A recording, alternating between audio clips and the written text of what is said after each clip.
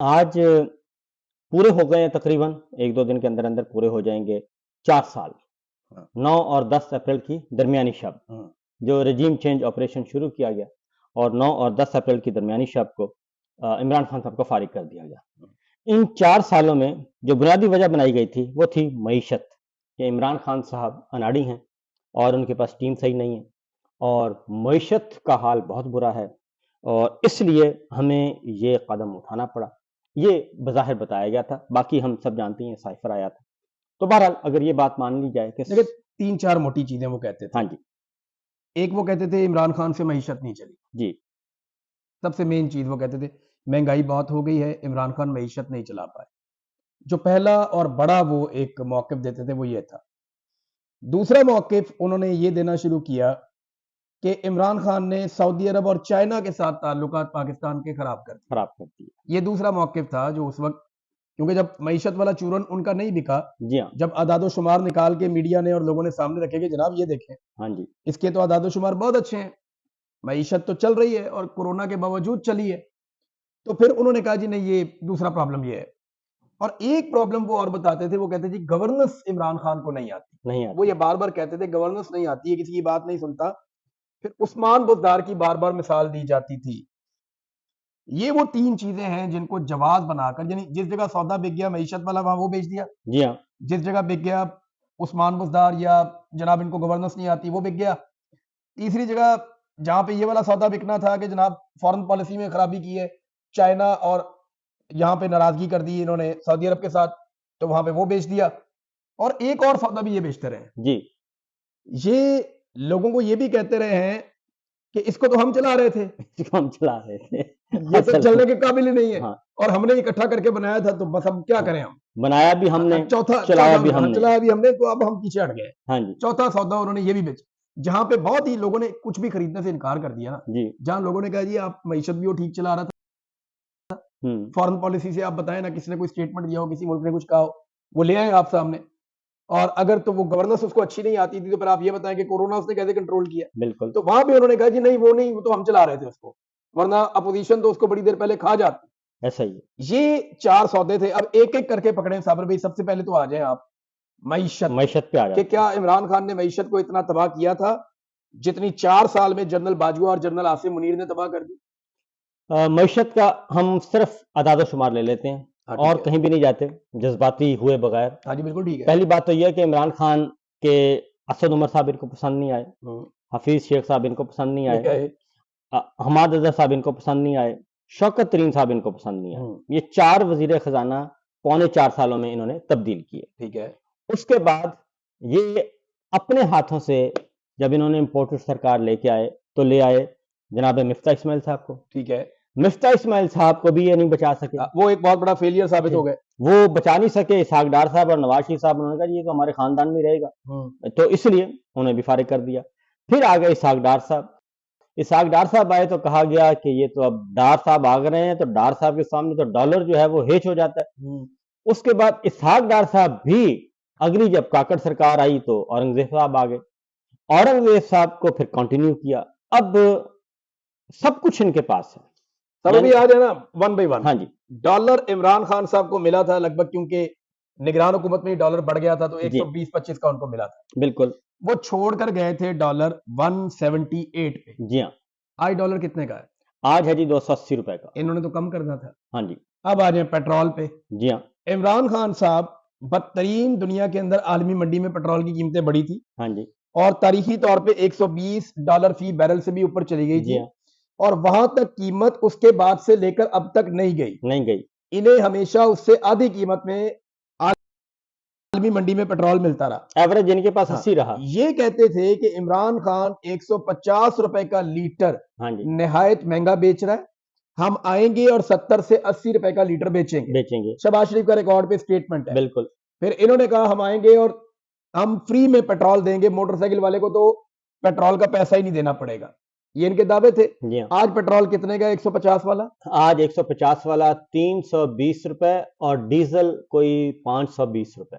नहीं 320 नहीं है, और ऊपर चला गया। उन्होंने वो 80 कम किए, जी, तो अभी भी 300 वो 350 से ऊपर साढ़े क्यों तीन चढ़े? सौ पर 380 रुपए है। हाँ, 380 और उसके बाद 520 डीजल। डीजल जो है 146 का था, जी तो इन्होंने ये पेट्रोल का कर दिया इन्होंने, ठीक है। अब आ जाए गुर्बत के ऊपर। जी, गुर्बत की शरह इमरान खान के दौर के बाद से लेकर अब तक कम हुई है या ज्यादा हुई है? बहुत ज्यादा बढ़ी है, बहुत ज्यादा, कई गुना ज्यादा बढ़ गई है। यानी आज हर दूसरा पाकिस्तानी गुर्बत की लकीर से नीचे है आलमी 50 अदादोशुमार के 50% मुताबिक। तकरीबन 50% खते गुर्बत से नीचे है। आलमी अदादोशुमार के, आलमी उनके अदाद, स्टैंडर्ड के मुताबिक आधे से ज्यादा पाकिस्तानी गुर्बत की लकीर से नीचे है। बिल्कुल ऐसा, बेरोजगारी 22 साल का रिकॉर्ड तोड़ दिया इन्होंने। बिल्कुल तोड़ दिया। सरमायाकारी पे आ रहे हैं। देखिए जर्नैलों ने यही कहा था ना कि हाँ जी, इमरान खान से सरमायाकारी नहीं आ रही, जी हाँ। या मुल्क में सरमायाकारी आने का सिलसिला रुक गया है। आज बताएं सरमायाकारी की सूरत क्या है और इमरान खान के दौर में क्या थी? SIFC का नाम एक दफा आया था, हाँ जी, आपने कभी सुना है पिछले आसिम मुनीर साहब हाँ, का 1.5 साल में सब सुना? आसिम मुनीर साहब का एक ऐसा प्रोजेक्ट हाँ जी, जिसे वो कभी भी सुनना भी नहीं चाहेंगे मेरे जी ख्याल हाँ। में। तो आज मैं इंतजार करता रहता हूँ कि हमारे इंजीनियर तर्जुमान आला जो हैं अहमद शरीफ साहब कोई SIFC के बारे में स्टेटमेंट हाँ, दें। शुरू में बड़े दावे हाँ, करते थे। 1.5 साल हो गया कोई स्टेटमेंट नहीं आया, SIFC दफन हो गया। सफेद हाथी। हाथी, सफेद हाथी। अच्छा, वहां पे सिर्फ रिटायर्ड जर्नैलों को और हाजिर जर्नैलों को एडजस्ट किया गया है जी हाँ, कि जनाब आपका ये महकमा आपको दे दिया, सियाहत आपको दे दी, ये वाला आपको दे दिया, आप जनाब एग्रीकल्चर आपको संभाल लें, नहरें आप संभाल लें, फलानी चीज मादनियात आप संभाल लें, तो वो सबको कुछ ना कुछ उन्होंने दे दिया। हाँ, कोई हजारों एकड़ अराजी भी इन्होंने पंजाब काबू हो गवर्नमेंट की ली वो है। भी काबू हो गए। अच्छा, अब सरमायाकारी इसके अलावा 50 साल का सरमायाकारी का कम होने का रिकॉर्ड इन्होंने तोड़ दिया। रिकॉर्ड कायम कायम कर दिया जी, ठीक है। रिकॉर्ड कायम हो गया, ये सरमायाकारी है। 100 अरब डॉलर का नॉर्मल फिगर बोला था हमारे फील्ड मार्शल ने कि 25 अरब डॉलर सऊदी अरब से आएगा, 25 अरब डॉलर हमें UAE से आएगा, को 25 कतर से आ जाएगा, 25 पता नहीं कहां से आएगा, 100 अरब डॉलर का कहा गया। और 1000 अरब कहीं आपका यूरोप से भी आ रहा था, जो आपके वहां से कुछ लोग पहुंचे, उनको बुलाया गया, जी हाँ, बुला के बिठाया गया, तो पाकिस्तानी खर्चे पे वो गए, तो आज तक 1 करोड़ डॉलर भी नहीं आ सका, नहीं आ सका। जो कि ये बता सकें, तो ये सरमायाकारी तो होगी। सरमायादारी भी गई, बेरोजगारी भी गई, हमने बात कर ली पेट्रोल की, हमने गुर्बत, बात कर ली महंगाई, गुर्बत की, महंगाई की। अब आ जाए आप एक और चीज पे, एनर्जी जी, प्राइसेस। Energy prices. बिजली की कीमत फी यूनिट 16 रुपए से लेकर ये वेरी करता था, 20-25 रुपए का यूनिट हो जाता था। महंगा यूनिट इतने का था, 30 जी रुपए हाँ, मैक्सिमम चला जाता था, और जो सस्ता यूनिट था वो 16-12 रुपए से शुरू हो जाता था, इससे नीचे भी जाता था। एवरेज अगर हम निकालते थे 16-17 रुपए का यूनिट बिजली का बन जाता था। आज एक एवरेज यूनिट कितने का है बिजली का? आज तो मेरा ख्याल है कि सुबह दोपहर, सुबह को रेट कुछ होता है, शाम को कुछ होता है, एवरेज जो लेकिन निकलती है ना एक आम आदमी की, वो 50 रुपए के आसपास निकलती है यूनिट की। वो भी मिनिमम जो प्राइस है ना, मिनिमम प्राइस उसमें आता है, और 100 यूनिट से आप यूं ही क्रॉस करें, वही 50 रुपए का आपको 80 रुपए तक चला जाता है। तो रफली जो एक एवरेज बिल आ रहा है वो कोई 40-45 हजार रुपए लेके आगे फिर लाखों रुपए तक अगर जाता बिलों है। का मुवाजना करें उन लोगों का, जो लोग शहरों में रहते हैं, लोगों ने अपने बिल भिजवाए हैं ना, हाँ जी, उनका अगर आप मुवाजना करें, मैं पिछले दिनों भी देख रहा था कि जो बिल 2021 में आता था किसी को, वही बिजली इस्तेमाल करने पे आज बिल 3 से 4 गुना है। घरों 3 के से 4 गुना है। घरों यानी के अगर किसी को 5000 बिल आता था तो वो आज 15 से 25 हजार के बीच में है। घरों के किराए कम हैं, बिल ज्यादा बिजली है। का बिल ज्यादा है, बस ये एक आप। तो ये हो गया जी बिजली। हाँ जी, अब आ जाए गैस पे। गैस की कीमतों में 900% का इजाफा किया है 900% का इजाफा हो गया 900%। जी। अच्छा, ये जो जर्नैलों ने कहानियां सुनाई मईशत वाली, ये तो हमने कर दी, मोटी मोटी चीजें आपको बता दी। पाकिस्तान की तारीख में पहली मर्तबा महंगाई को ये 40% तक ले गए थे। जी हाँ, अच्छा, अभी भी जो महंगाई बढ़ रही है ना, वो महंगाई बढ़ने की शरह कम हुई है, महंगाई कम नहीं हो रही। नहीं, बिल्कुल महंगाई नहीं। बढ़ने की जो रफ्तार थी वो इतनी ज्यादा रफ्तार से इन्होंने बढ़ा दी कि उस जगह पे जाके उतनी रफ्तार से बढ़ने का इम्कान ही खत्म हो गया। लिहाजा अब वो स्लो बढ़ती है, लेकिन वो बढ़ रही है लगातार। मुसलसल बढ़ कोई रही है। एक चीज साबिर भाई आपको याद हो जो इनकी हुकूमत आने से पहले महंगी थी और आज सस्ती है? कोई चीज ऐसी नहीं है, नंबर 1। नंबर 2, अब आए हैं किसानों पे। नहीं, एक चीज है हाँ सस्ती, जी, एक चीज सस्ती, इज्जत और वकार। एक इंसानी जान की कीमत जी बहुत हाँ, कम बिल्कुल, होगी। इज्जत और वकार और इंसानी जान, इसकी ये कोई बहुत कीमत कम नहीं है। ये हम चीज सस्ती होगी। हमारी कौमी हमीयत की कोई नहीं है कीमत। आइन, कानून, जमहूरियत, इंसानी हकूक, वो सारे के सारे अदलिया की इज्जत भी उसमें। अदलिया तो खैर फना हो गई है, अदलिया को फना कर दिया हमने, और पार्लिमान को फना कर तो दिया चल मैशत तो इन्होंने की तबाह। जी। और और किसान का आप चाह रहे हैं कि बात कर हाँ, लें, तो किसान आम जरूरी है आदमी तो गया ना, जी हाँ। भूल गया। किसान पे है कि किसान के साथ इन्होंने कोई एक फसल आप बताएं इन 4 सालों में। ये चैलेंज है आसिम मुनीर साहब को, आप बिठाएं DGI-SPR को, हमें आप ऑनलाइन ले लें, हम आपको साबित कर देंगे। बिल्कुल, आप किसान नुमाइंदों को बिठा लें, आप जिसको मर्जी बिठाएं, वजारत ज़राअत को आप सारी को बिठा लें, कोई एक फसल बताएं 4 साल में जिसमें किसान ने मुनाफा कमाया हो। कोई फसल कोई नहीं है। ऐसा मुनाफा कमाया हो कि किसान का नुकसान पूरा हो गया हो, कोई एक बल्कि मुनाफा। बल्कि उनकी मुसलसल कमर टूट रही है, उनके चूल्हे बुझे हुए हैं, जमीनें गैर आबाद हो रही हैं, और अब जो गंदम, मकई, आलू, चावल, गन्ना, किन्नू, किन्नू और मैंगो, इनमें से सब्जियां भी, सब्जियों में हाँ, कुछ पैसे हाँ, बच जाते हैं बेचारों इनमें को। से इनमें से कोई फसल भी ऐसी नहीं है जिसमें कि वो काश्त करें और उनकी जो खर्चा है वो वापस आए। इसलिए जेरे काश्त रकबा कम होता जा रहा है, ये है असल। और उसके बाद एक और चीज जी, हम जरूर उसका जिक्र करेंगे कि मईशत से रिलेटेड सनती तरक्की, कारखाने, मिल्स बंद पड़े हैं, यानी कि टेक्सटाइल इंडस्ट्री जो सबसे इंपॉर्टेंट थी आपकी, वो बंद पड़ी है। और एक जमाना था कि कोविड के जमाने में बांग्लादेश, श्रीलंका, नेपाल, इंडिया के सारे ऑर्डर्स आपके पास जितने बड़े बड़े मल्टीनेशनल इदारे थे उनमें से अक्सरियत पाकिस्तान से भाग गई। गई। क्रीम बंद हो गई, उबर बंद हो गई, ये तकरीबन बड़ी मल्टीनेशनल कंपनियां 20-22 पाकिस्तान से हैं, चली गई। 20-22 तो कंपनी 22 के करीब वो बड़ी कंपनियां जो कई दहाइयों में पाकिस्तान में आई थी, जी वो इन 4 सालों में पाकिस्तान छोड़ के चले गए। अब आए इस बात, मईशत हमने कर लिया, मेरे हाँ ख्याल में जी, काफी है। जी हाँ, इसके बाद आप आ जाएं कि फॉरेन पॉलिसी, जी हाँ, खारजा पॉलिसी पे खारजा पॉलिसी। पाकिस्तान की किसी भी मुल्क की खारजा पॉलिसी के जो बड़े फायदे होते हैं, नंबर एक फायदा ये होता है कि सर मईशत पे एक बात जरूर करूंगा, जी बताएं। क्योंकि 75 सालों में जितना कर्जा लिया गया, बिल्कुल, 75 सालों में जितना कर्जा पाकिस्तान ने 75 सालों में लिया, उतना कर्जा इन्होंने 3 साढ़े 3 साल में ले लिया। 4 सालों में लिया, एग्जैक्टली उतना कर्जा इन्होंने उतना ले लिया। या एग्री विद यू। ठीक है ना जी, और ये डाटा है, ये डाटा है जी, ये हम नहीं कह रहे, बिल्कुल। डाटा है। 88 हजार अरब रुपए तकरीबन इस वक्त करता है, उस वक्त कोई था 44-45 था, ये था, ये जरूरी बताना था। अब खारजा पॉलिसी पे आए। खारजा पॉलिसी पे आ जाए, खारजा पॉलिसी का फायदा और नुकसान क्या होता है? जी, नंबर एक चीज तो ये होती है कि आपकी खारजा पॉलिसी ऐसी होती है कि आप खतरात में नहीं जाते, बिल्कुल, आपकी बचत होती है, आपके ऊपर बैरूनी हमले नहीं होते। दूसरा, आपको तिजारत में फायदा होता है अपनी खारजा पॉलिसी से, आपको इकोनॉमी में फायदा होता है। तीसरा, आपके मुल्क के अंदर सरमायाकारी आती है और सियाहत आती है आपकी खारजा पॉलिसी के नतीजे में। मुझे बताएं, हमारी खारजा पॉलिसी इनमें से कोई एक चीज कर सकी? कुछ भी नहीं कर सकी, क्योंकि खारजा पॉलिसी कहा गया कि इमरान खान को हमने इसलिए हटाया है कि ये तवाज़ुन नहीं कायम कर सका। इसने अमेरिका को भी नाराज कर दिया, इसने सऊदी अरब को नाराज कर दिया, इसने चाइना को नाराज कर दिया, इसने ईरान पहले को चाइना पे नाराज- आ जाए ना। जी हाँ, चाइना पे। चाइना के साथ ताल्लुकात कभी भी इमरान खान ने खराब नहीं किए थे, ये हम क्लियरली बता देते हैं। जनरल बाजवा की पॉलिसी थी और जनरल बाजवा ने मीडिया की मौजूदगी में ये बात कही, और मीडिया के वो लोग सारे आज जिंदा हैं, कोई गवाही देना चाहे दे दे, जी हाँ, अगर कोई डिनाई करना चाहे तो वो भी कर दे।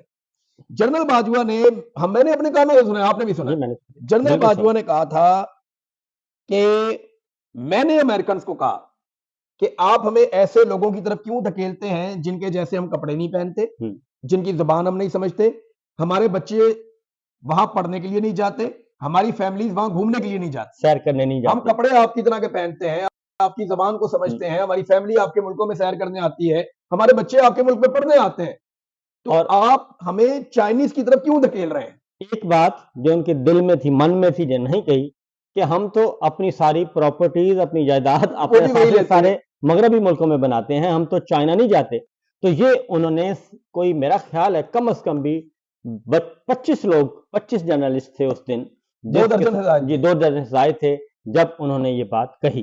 तो ये स्टेटेड पॉलिसी थी पाकिस्तान की एस्टेब्लिशमेंट की कि हमने चाइना से पीछे हटना है और हमने अब बढ़ना है टुवर्ड्स अमेरिका, और ये पॉलिसी ये बना चुके थे। जी हाँ, तो जनरल बाजवा ने अपने दौर में चाइना के प्रोजेक्ट्स के अंदर गंद मारना शुरू किया था, बिल्कुल, और इसमें पीटीआई वाले चाहे नाराज हो जाएं, लेकिन उनकी गवर्नमेंट के कुछ वज़रा भी इस्तेमाल हुए, इस्तेमाल ऐसे हुए कि और उन्हें लाके फाइलें दी गई, जनाब चाइनीज करप्शन कर रहे हैं, मैं चाइनीज 2 नंबरी कर रहे हैं, सबसे बड़ी आप इस मामले को उठाएं। सबसे बड़ी करप्शन पता है क्या बताई उन्होंने? कहा ये तो पावर प्लांट वाली है, सड़कों पावर वाली। प्लांट हाँ। वाली के एक प्रोजेक्ट जो पावर प्लांट के थे, उसमें शहबाज शरीफ का जो किकबैक्स हैं वो असल लागत से ज्यादा हैं। हाँ। और जो किकबैक्स हैं उन्होंने कहा था 7 अरब डॉलर, 7-8 अरब डॉलर। हाँ।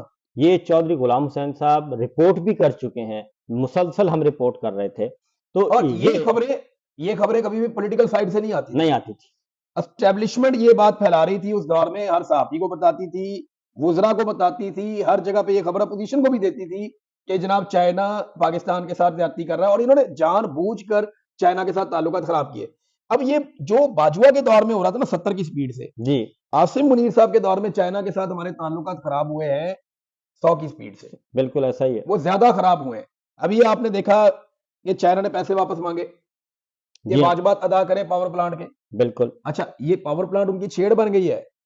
फर्ज करें मतलब जिस दिन उन्होंने अपने पैसे वापस मांगे, देखें उन्होंने पाकिस्तान में कोई इन्वेस्टमेंट ऐसे नहीं करता, हाँ, लगभग 50 अरब डॉलर से ज्यादा उन्होंने लगा दिया आपकी लगा सड़कों दिए, पे, बिल्कुल लगा दिए। आपकी ट्रेनों पे, जी हाँ, आपके अल्लल्ले तल्लल्लों पे, आपके बैरून मुल्क दौरों पे, गवादर आपकी पे, अय्याशियों पे, हाँ जी, गवादर के ऊपर, आपके ऐसे प्रोजेक्ट्स पे जिनका ऑरेंज ट्रेन आवाम जो है के साथ लेना देना कुछ आप नहीं है। ऑरेंज ट्रेन है, बेशुमार हाँ ऐसी जी, चीजें हैं, इनकी प्रमोशंस के ऊपर चाइना ने पैसा खर्च दिया। अब जब वो पूछेगा कि लाओ जी किधर है 50 अरब डॉलर, 60 अरब डॉलर, तो ये पैसा कहां से वापस करेंगे? और ये जो सी पैक था, ये जो इन्वेस्टमेंट हुई है, सी पैक का एक दरवाजा है आपका गिलगित बल्तिस्तान, दूसरा दरवाजा है गवादर। तो गिलगित बल्तिस्तान वाला दरवाजा भी खराब और गवादर वाला भी खराब। और उसके बाद ये सिर्फ एक मुल्क का प्रोजेक्ट नहीं है सी पैक, ये बेल्ट एंड रोड इनिशिएटिव का एक बेशुमार पार्ट है। दर्जनों मुल्क है इसके अंदर। उसके बाद अगला है आपका अफगानिस्तान, उसके बाद आगे सेंट्रल एशियन स्टेट्स, ईरान है, और सेंट्रल फिर एशिया है, तुर्की है, फिर यूरोप आप की तरफ फिर जाते आप हो। पानियों में गुजर जाएं गवादर से, और आगे रूट्स हैं, आप ज्यादा बेहतर जानते हैं। उसके बाद ये फिर इन्होंने सी पैक इन्होंने थोड़ा सा हाथ खींचा, उससे कहीं ज्यादा ईरान के साथ चाइना ने कर लिया, और अगले 50 साल का उन्होंने एक तिजारती ईरान माहदा के कर। साथ उनका तिजारती हाँ मुआहदा जी, है, उनका अफगानिस्तान के साथ बड़े शानदार मुआहदे हैं, अफगानिस्तानी गवर्नमेंट के साथ वो काम कर रहे हैं इस वक्त।